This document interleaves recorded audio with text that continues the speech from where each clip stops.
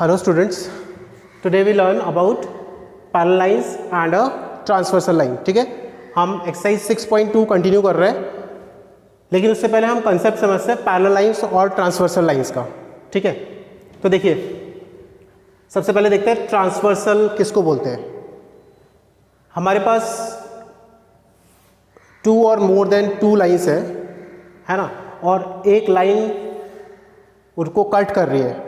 वो जितनी भी सारी लाइन है, suppose there are two lines and this line cut these two line, so this is M, this is N and so this line is L. Line L जो है वो cut कर रही है ये दोनों लाइन्स को, एम और एन को, टू डिस्टिंक्ट पॉइंट पे. Say this point is A, this is B, A and B पर. ठीक है, तो क्या होगा, यहां पर दोनों पॉइंट्स पे कुछ एंगल फॉर्म हो रहे हैं. ठीक, चार एंगल्स फॉर्म हो रहे हैं. तो ये जो लाइन कट कर रही है इन दोनों लाइंस को दो डिफरेंट पॉइंट्स पे, इसको हम बोलते हैं ट्रांसवर्सल लाइन. राइट, अब ये जो पेयर ऑफ एंगल्स, यहां पर जो कुछ एंगल्स फॉर्म हो रहे हैं, से this is angle 1, this is 2, this is 3, 4 and 5, 6, 7 and 8. ये एंगल्स में कुछ रिलेशंस होता है ना. हमने प्रीवियस क्लासेस में पढ़ा है कि ये जो एंगल्स है 1, 2, 7, 8 कैसे एंगल्स होते हैं. ये एक्सटीरियर एंगल. एक्सटीरियर एंगल्स कौन कौन से हुए, एंगल 1, एंगल 2, जो बाहर की तरफ फॉर्म हो रहे हैं. एक्सटीरियर मतलब बाहर की तरफ जो फॉर्म हो रहे हैं, 1, 2 एंड 7, 8. ठीक है, ऐसे ही 4, 3, 5, 6 ये इंटीरियर, अंदर की तरफ जो एंगल फॉर्म हो रहा है, ये इंटीरियर एंगल्स हो गए. Interior angles. सो ये कौन कौन से हो गए, एंगल 3, एंगल 4, एंगल 5, एंगल 6. जो ट्रांसवर्सल, जहाँ जैसे ये ट्रांसवर्सल लाइन है, ये दोनों, इन दोनों लाइन को टू डिस्टिंक्ट पॉइंट पे कट कर रही है, तो सेम साइड पे, ट्रांसवर्सल के सेम साइड पे, से हम इसकी बात करते हैं. और अबव ये जो लाइन कट हो रही है, इनके ऊपर वाला पॉइंट, अगर हम एंगल देखें, इनके ऊपर जो एंगल फॉर्म हो रहा है और सेम साइड पे, तो वो है एंगल 1 और एंगल 5. और ऐसे ही एंगल 2 एंड एंगल 6 ये उस साइड पे. ठीक है, तो ये वाले जो एंगल्स है, एंगल 1, 5, एंगल 2, एंगल 6, सिमिलरली 4, 8, 3, 7, ये कॉरस्पॉन्डिंग एंगल्स कहलाते हैं. ठीक है,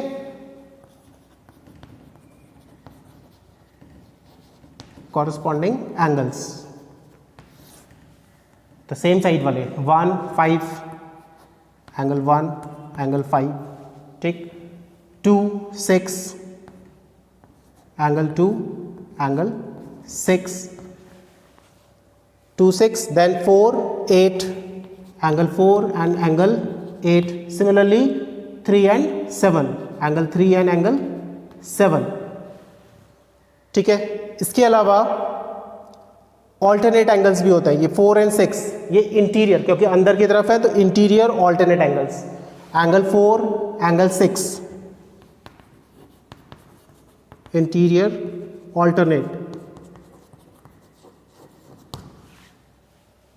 3 and angle 3 and angle 5. 4 and 6, angle 4 and angle 6, these are interior alternate angle.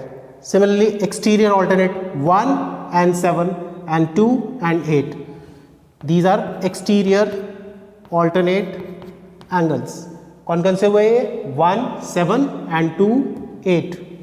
angle 1, angle 7 and angle 2 and angle 8, ये एक्सटीरियर ऑल्टरनेट एंगल है. ठीक है, लेकिन जब लाइन पैरेलल्स होती है, अभी तो ये दोनों लाइन पैरेलल नहीं है. ठीक है, तो ये वाले पेयर्स ऑफ एंगल इसमें फॉर्म होंगे. से अगर ये दोनों लाइंस पैरेलल हो जाती है, मतलब कि फिगर कुछ इस तरह से होता है, this is M, this is N, ये ट्रांसवर्सल लाइन हो गई जो कट कर रही है. Transversal, I told you, whenever 2 और more than 2 lines are there and one line, one straight line cut those 2 or 3 lines at different points, then that line is said to be transversal line. ठीक है, तो ये वाली line जो है transversal line है, से ये ए और बी पॉइंट हो गए, हमने ये लिए थे इसमें, ये 1 2 3 4 ये वाले एंगल सेम वैसे ही फॉर्म हुए, 7 एंड 8, ठीक है। तो जब लाइंस पैरेलल होती हैं, इस केस में ये वाले में क्या लिया हमने, ये वाली दोनों लाइंस पैरेलल है और ये ट्रांसवर्सल लाइन इनको डिफरेंट पॉइंट्स पे कट कर रही है, ठीक है। तो जो ये set of pairs angle form हो रहे हैं, कौन कौन से, कॉरस्पॉन्डिंग एंगल, ये इक्वल हो जाएंगे। These pair of corresponding angle are equal, angle 1 and angle 5 they are equal, angle 2 and angle 6, angle 2 equals to angle 6, angle 4 equals to angle 8, angle 3 equals to angle 7, ठीक है। And alternate angle, interior alternate angle, interior alternate जो अंदर की तरफ बन रहा है, interior alternate simple है। इंटीरियर ऑल्टरनेट के लिए हमारे पास z जैसा कुछ फिगर बनना चाहिए, ठीक है,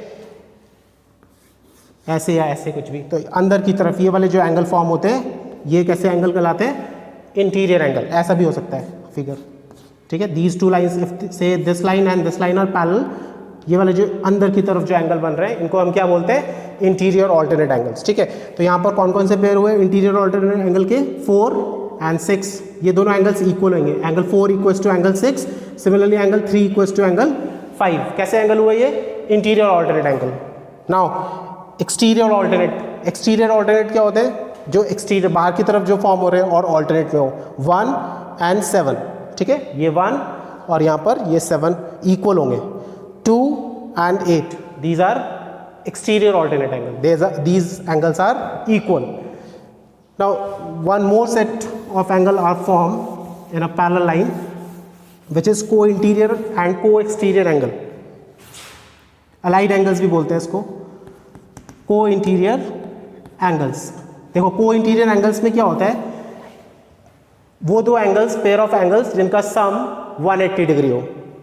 तो जैसे यहाँ पर हम, क्योंकि ये इंटीरियर लिखा है मतलब अंदर की तरफ, ये वाले ये लाइन और ये लाइन पैरेलल लाइंस है, तो अंदर की तरफ ये जो दोनों एंगल फॉर्म हो रहे हैं 4 एंड 5, ये दोनों एंगल का सम कितना होएगा, 180 degree, 4 + 5 is equals to 180 degree. और ये कैसे एंगल कराएंगे, को इंटीरियर एंगल। सिमिलरली 3 और 6 ये भी दोनों अंदर की तरफ, इन दोनों लाइंस के जो पैरेलल लाइंस है उनके अंदर की तरफ फॉर्म हो रहे हैं, ठीक है। So angle 3 + angle 6 180 degree. Parallel lines के बाहर की तरफ जो एक्सटीरियर की तरफ फॉर्म आएंगे, जैसे 1 and 8 और 2 and 7, तो 1 + 8 is also 180 degree and 2 + 7 is also 180 degree. They are said to be co-exterior angles, ठीक है। तो एंगल 1 + एंगल 8 अगर हम इनको ऐड करें then also we get 180 degree. Similarly 2 + 7 angle 2 + angle 7, इनका सम भी कितना आएगा, 180 डिग्री। और ये कैसे एंगल कहलाएंगे, को एक्सटीरियर एंगल्स, ठीक है। तो लेट्स स्टार्ट एक्सरसाइज 6.2।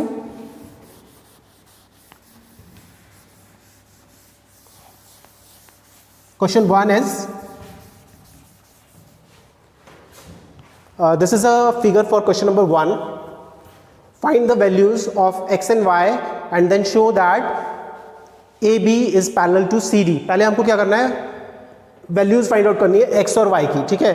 और फिर हमको ये शो करना है कि लाइंस पैरेलल है। तो अभी जो हमने कंसेप्ट सीखा है पैरेलल लाइंस का, हम पैरेलल लाइंस कब बोल सकते हैं, हम पैरेलल लाइंस बोल सकते हैं अगर कॉरस्पॉन्डिंग एंगल इक्वल हो, ठीक है, या को इंटीरियर एंगल्स का सम या को एक्सटीरियर एंगल का सम 180 डिग्री हो। जितनी भी अभी चीज़ें हमने जो पढ़ी है, ऑल्टरनेट एंगल अगर इक्वल हो गए तभी भी हम क्या बोल सकते हैं, लाइंस पैरेलल है। तो हमको यहाँ पर ये आइडेंटिफाई करना है कि मतलब इसको प्रूव करने के लिए कि prove that A B is parallel to C D, तो हमको वो जो पेयर ऑफ एंगल्स अभी समझे हैं वो हमने देखना है कि उनमें से कौन से इसमें लग सकते हैं, ठीक है। हो सकता है कि इंटीरियर ऑल्टरनेट एंगल्स इक्वल कर दें हम इसमें, उससे प्रूव हो जाए।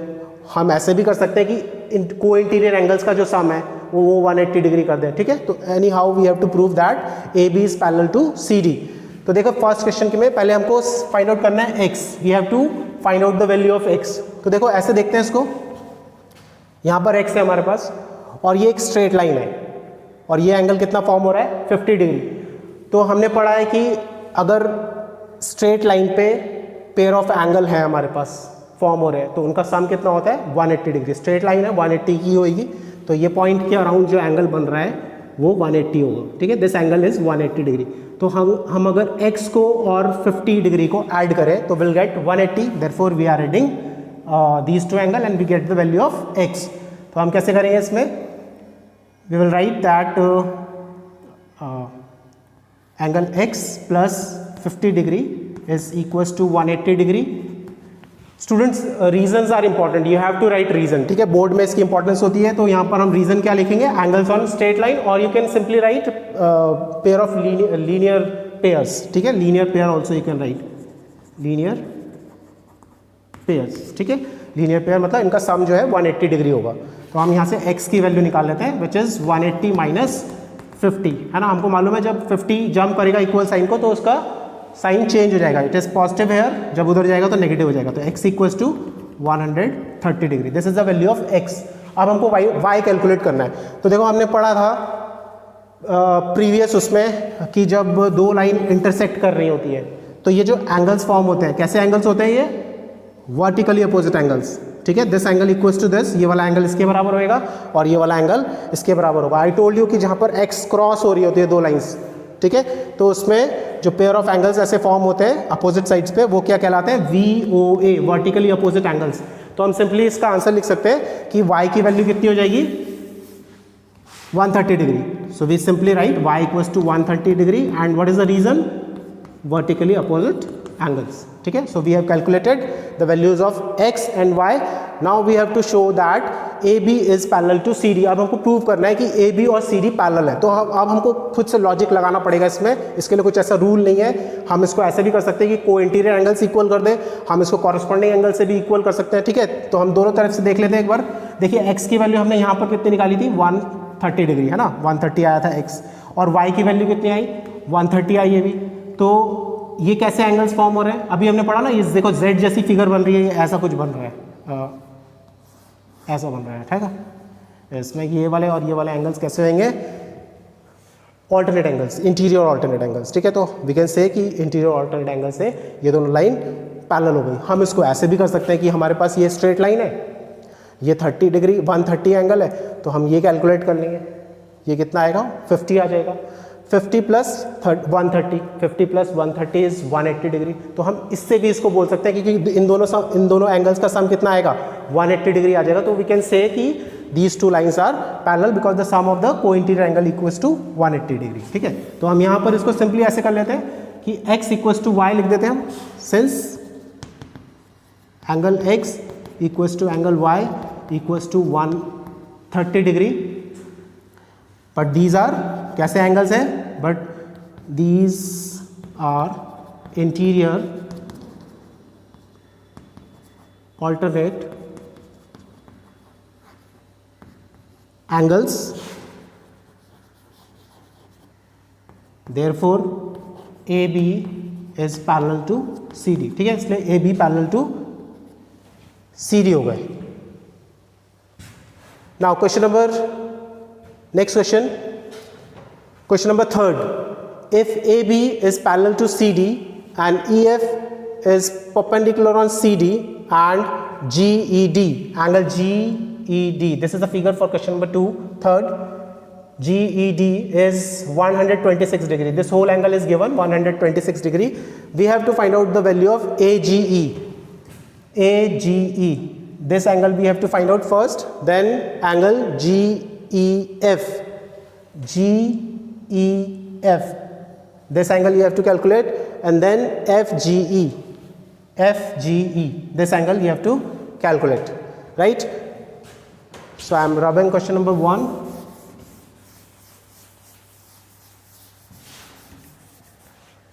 Now question 3rd. Figure is this. We have to first find out what? Angle AGE. देखो AGE, और हमको गिवन क्या है पहले हम देख लेते हैं, गिवन क्या है GED, GED गिवन है हमको, GED, this whole angle is given which is 126 degree, and it is given in the question that this line is perpendicular on this, means ये एंगल जो है 90 डिग्री होगा, कौन सा, और ये दोनों लाइंस पैरेलल भी यहाँ पर लिखा है, AB is parallel to CD, ठीक है। We use the property of parallel lines here, है ना, पैरेलल लाइंस की प्रॉपर्टीज यूज करनी है हमको। तो देखो ये वाला जो एंगल है कौन सा, GED, ये एंगल कितना है 126 डिग्री गिवन है क्वेश्चन में। और ये जो एंगल फॉर्म हो रहा है AGE, ये इसके ऑल्टरनेट है ना, ऑल्टरनेट एंगल्स है, इंटीरियर ऑल्टरनेट एंगल्स, अभी हमने करा था। देखो Z जैसा फिगर भी बन रहा है, राइट। तो अंदर की तरफ ये जो एंगल फॉर्म हो रहे हैं दोनों इक्वल है, तो we can simply write angle AGE is equals to 126 degree because these are, or you can first write angle AGE is equals to GED. Angle GED is equals to 126 degree and reason is interior alternate angles. These are interior alternate angles, ठीक है। Second is GEF, angle GEF. This angle we have to find out. ये वाला angle निकालना है हमको। तो देखो अगर हम इस पूरे एंगल में से 126 है ना ये पूरा, इस पूरे एंगल में से अगर हम ये वाला एंगल सब्ट्रैक्ट कर देते हैं 90, इस पूरे में से हमने ये वाला एंगल सब्ट्रैक्ट किया तो we can get this the value of GEF।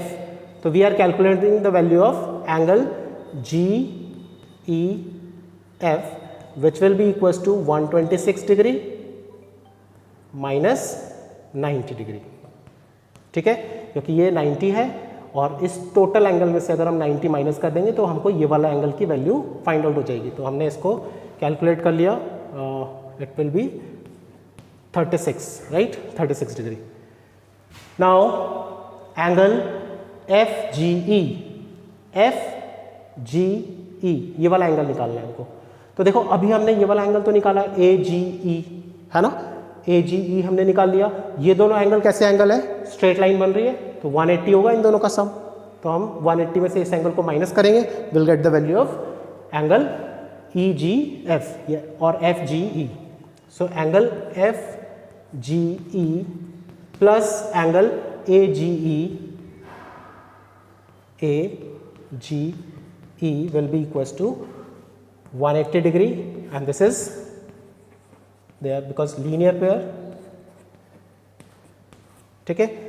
So we'll get the value of angle FGE which will be equals to 180 degree minus AGE। AGE अभी हमने कैलकुलेट किया था फर्स्ट पार्ट में, its value is 126, so it will be 54 degree, right, 54. Now question number 3rd, if PQ and ST are parallel, this line and this line are parallel and PQR is 110, this angle is 110 degree, RST, this angle is 130 degree, you have to find out the value of QRS, this angle you have to find out, ठीक है। तो question number 3rd मैं रब कर रहा हूँ। Let's see question number 4th, this is a figure, these two lines are parallel, these two angles are given, we have to find out the value of this angle। तो यहाँ पर हमको एक कंस्ट्रक्शन करना पड़ेगा, ठीक है। हम यहाँ पर एक कंस्ट्रक्शन ऐसे कर सकते हैं, this is one of the way. हम यहाँ पर एक कंस्ट्रक्शन कर लेते हैं which is this, we write that draw a line parallel to PQ and ST through R, ठीक है। तो हमने एक लाइन ड्रॉ करी which is passing through R and which is parallel to both of these two lines, ठीक है। उससे क्या होगा, उससे we can calculate this angle, ये वाला एंगल हम फाइंड आउट कर सकते हैं। क्यों, क्योंकि इसका 110 है वैल्यू, तो ये को इंटीरियर एंगल्स हो गए, इसकी वैल्यू निकाल लेंगे। सिमिलरली इस एंगल की वैल्यू भी हम निकाल लेंगे, ये भी को इंटीरियर एंगल्स हो जाएंगे ना। अभी हमने रीड किया था कि this line and this line are parallel and this transversal cut कर रही है इसको, तो अंदर की तरफ पे जो पैरेलल लाइंस है उसमें जो अंदर की तरफ पे जो एंगल फॉर्म होंगे वो कैसे एंगल्स होते हैं, उनका सम 180 डिग्री होता है, they are said to be co interior angles. तो इन दोनों का सम 180 होगा, सिमिलरली इन दोनों का सम 180 होगा। So we can get the values of these two angles and now we can write that this is a straight line and on a straight line we have three angles, this one and this one. When you add them you will get 180 degree. So 2 out of 3 2 angles are known, you can easily calculate the value of the third angle. ठीक है, तो इसको question को करते हैं। we first write construction. हमने इसमें construction में क्या किया, question number 4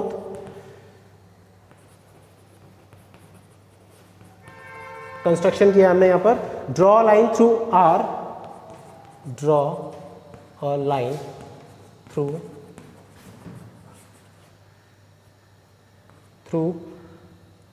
R which is parallel to ST and PQ, ST and PQ both, ठीक है। Now this is this angle because PQ is parallel to R, so these two angles are co-interior angle. So we can write angle, let us assume this angle as say x, this is y and this angle as z. So can we write 110 plus x equals to 180 degree. So we are writing angle x plus 110 degree equals to 180 degree. Why? Because these are co-interior angles, co-interior angles, ठीक है। Similarly and then we calculate the value of x. X will be equals to 180 minus 110 degree, ठीक है। Plus है, equal sign को jump करेगा तो 110 negative हो जाएगा इधर आकर, तो x की वैल्यू कितनी आ गई 70 degree, x is 70. Now we are calculating value of y और 130 ये भी parallel, because these two are parallel lines, तो इन दोनों का सम भी कितना होएगा 180 degree. So we are calculating the value of y. So we write y angle y plus 130 degree equals to 180 degree and same reason. ठीक है, ये वाला रीजन आ जाएगा इसमें, co interior angles. Then value of y will be equals to 180 minus 130 degree, that is 50 degree. ठीक है, तो हमारे पास y की वैल्यू आ गई 50 डिग्री. नाउ अब हमको x, y एंड z ये तीनों एंगल्स स्ट्रेट लाइन पे है, तो हमको z कैलकुलेट करना है and we know the values of these two. x and y की वैल्यूज हमको पता है. ठीक है, तो हम यहाँ पर after this we write that x plus y plus z is equals to 180 degree and what reason we will write here, angles on straight line. ठीक है, यहाँ पर हमने एंगल्स ऑन स्ट्रेट लाइन लिखा, क्यों? क्योंकि ये पेयर नहीं फॉर्म हो रहा है ना, यहाँ पर तो 3 एंगल फॉर्म हो रहे हैं. जब 2 एंगल फॉर्म होते हैं तो हम लिख सकते हैं angles on linear pair we can write, है ना. अभी यहाँ पर मोर देन 2 एंगल्स है तो हमने इसमें लिख दिया 180 डिग्री इनका सम है and angles on the straight line. So value of x है हमारे पास 70 डिग्री प्लस y की वैल्यू हमारे पास गिवन है 50 डिग्री और z हमको कैलकुलेट करना है. So z will be equals to 180 degree. हमने इन दोनों को ऐड किया, 70 प्लस 50 120 डिग्री. इक्वल साइन के जब उधर जाएगा 120 तो नेगेटिव हो जाएगा. सो x की z की value we get 60 degree. So this is the answer of this is the value of angle QRS. क्योंकि हमने एंगल QRS को क्या माना है, Z माना है, तो we can write angle QRS is equals to 60 degree. So this is the answer of the question number 4. ठीक है.